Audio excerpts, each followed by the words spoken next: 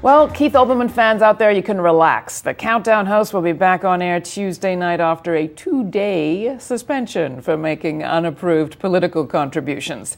MSNBC's action was the talk of the web this weekend. Olbermann himself tweeted Sunday that all the support he'd received felt like a giant global hug. But what an ironic end to the week. After our first $4 billion midterms, Olbermann's campaign cash was what finally got called out. Is that where the conversation about money and politics is going to end? In a moment, Greg Mitchell, who writes the Media Fix blog at The Nation. But first, this from Rachel Maddow. You may have heard today that my colleague and friend Keith Olbermann was temporarily suspended from his job hosting Countdown on this network because he made 3 personal political donations to candidates in this last election cycle. Let this incident lay to rest forever. The facile, never true anyway, bullpucky, lazy conflation of Fox News and what the rest of us do for a living.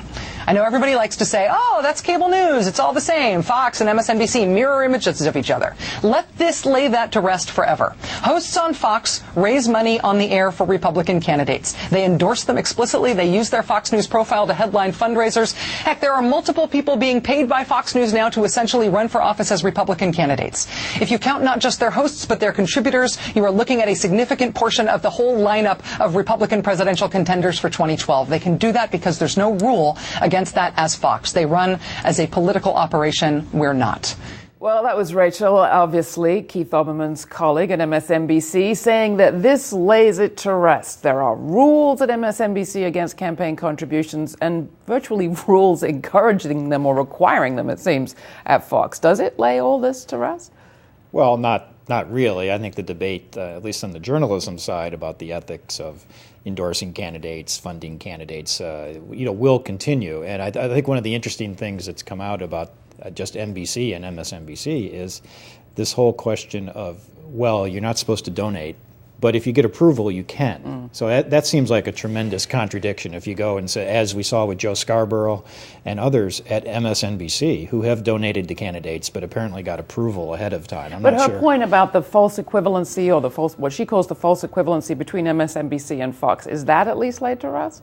Well, I'm not sure it's laid to rest for everyone, but it is clear that the stark differences, in fact, as it's come out because of this, Fox really has no policy against it. Yeah. They have certain minor standards about it, but in some ways this has brought out the difference, and it's even more than what Rachel said. Fox really has no control over what their people do, and MSNBC at least has some sort of guidelines.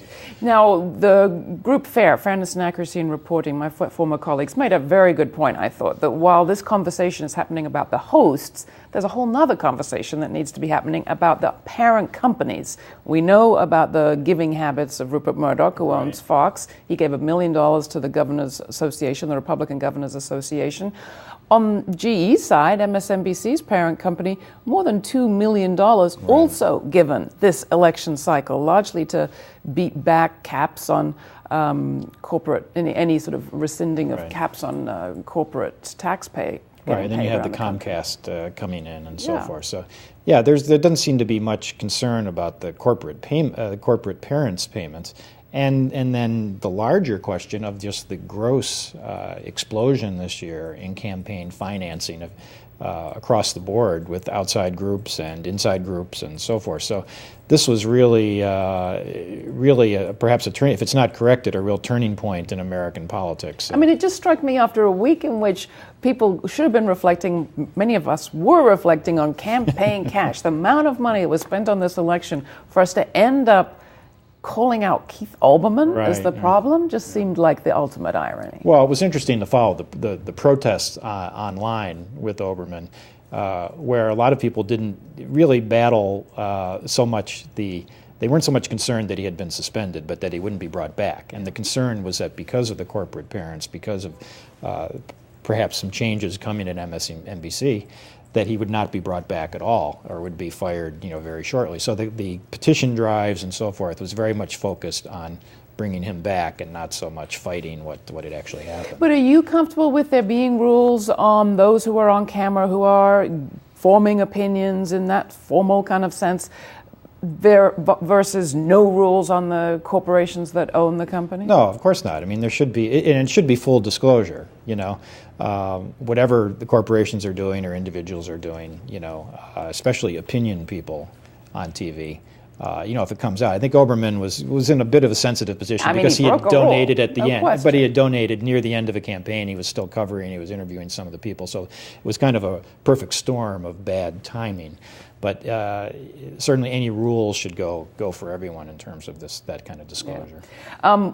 Fox clearly has no qualms, and that was sort of expressed in a rather horrible interview, I thought, with Chris Wallace on The Daily Show. Take a look. Right. Congratulations to you. Congratulations to your team at Fox. Great job. You guys did it. You worked hard, and you pulled it off. Terrific. You mean the fact that we had the highest ratings and more ratings than CNN and MSNBC combined? No. Retaking control of the House of Representatives. You did it. Yes. We are thinking of doing, because so many of the potential candidates work at Fox now as Fox News contributors. Right. We're thinking of a 13-week series like American Idol or Dancing with the Stars, the GOP presidential primary. That's such a good idea. We'll have it every week, and at the end, people can vote.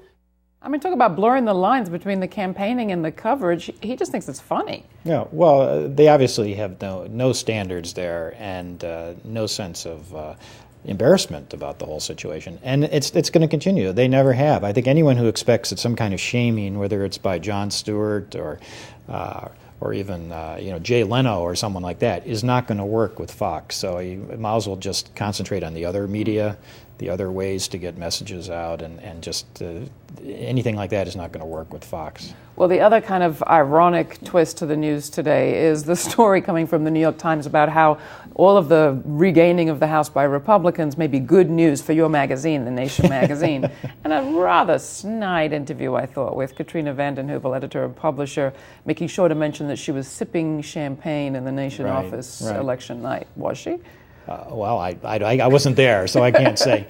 But there's certainly a lot of great things going on at The Nation that was left unsaid, including some of the journalism, some of the great scoops they've had lately, and collaborative things. Also the fact that the advertising decline, which it focused on, is a very small part of the magazine, and that the magazine really survives and thrives because of funders and individuals who give money because they think the journalism is different, because they think it's a place of principle, that they think it's not like everyone else. And that's really what was sort of lost. I mean, you could certainly have had a business section story about the diverse sources of revenue and income for The Nation magazine, but instead this kind of may have been bad for the country, but it was good for the magazine, suggesting it's all sort of a cynical ploy somehow. Yeah, well, but it certainly is true that certainly, I'm sure The Nation expected a bit of a downturn when Obama and the Democrats came in. It always happens. It's a cliche, but it is true, and it's to be expected. So I don't think anyone at The Nation was surprised by some kind of downturn. But to focus on that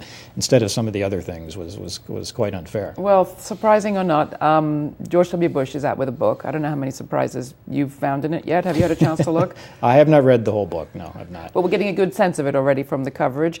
Here is George W. speaking with Matt Lauer on an interview soon to be broadcast. You say, I believe it will be impossible to reach definitive conclusions about my presidency, or any recent presidency for that matter, for several decades. So having said that, though, isn't that the purpose of a book like this, to at least either cement perception or change perception? Kind of, but the main purpose of the book is to have a starting point, or not a starting point, just a data point for future historians. Because this may seem strange to you, I really don't care about perceptions at this point in time. I served, I gave it my all, and I'm a content man. I have to say that although the scenery there looks like it's shot in a police cell, some kind of interrogation room, it's not, obviously. And there are a lot of people saying, okay, so clearly this is it.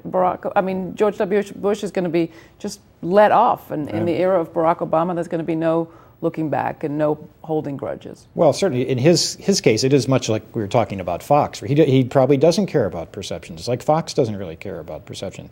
But certainly the media should care about perceptions, and most of the coverage so far has let him off easy. I haven't seen him be pressed on one of the most famous statements in his book, was that the real low point of his presidency was when, Kanye West came after him after Katrina, which is staggering when you consider what happened with Katrina, what happened with Iraq and the weapons of mass destruction, what happened with the economic meltdown, and you can go on and on. So it's that kind of thing that he needs to be pressed on, and he continues to assert that the missing the weapons of mass destruction in Iraq was a bummer, but doesn't really change his view of the war, doesn't change the lies to the American people.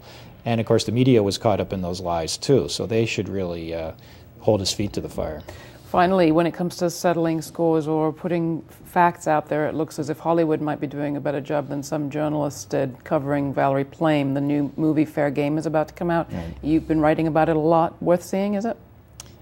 Yes, well, I think so. I think it's rolling out slowly in theaters, so it's not really all around the country right now. But I think what it provides is much of the film focuses on her work in the CIA. This is what not only was kind of forgotten, but what was debunked by or attacked by Republicans over and over. You had testimony in Congress, you had CIA directors, you had former CIA directors, everybody testifying under oath that she was this covert opera, had a sensitive job, very important job, and yet the Republicans and the media were allowed to go on and on, questioning her, saying it was no big deal that she was outed. And so the film is certainly a corrective on that level. All right, we'll have more information on that at our website, grittv.org. Thanks for coming in, Greg. You can find Greg's Media Fix column at thenation.com.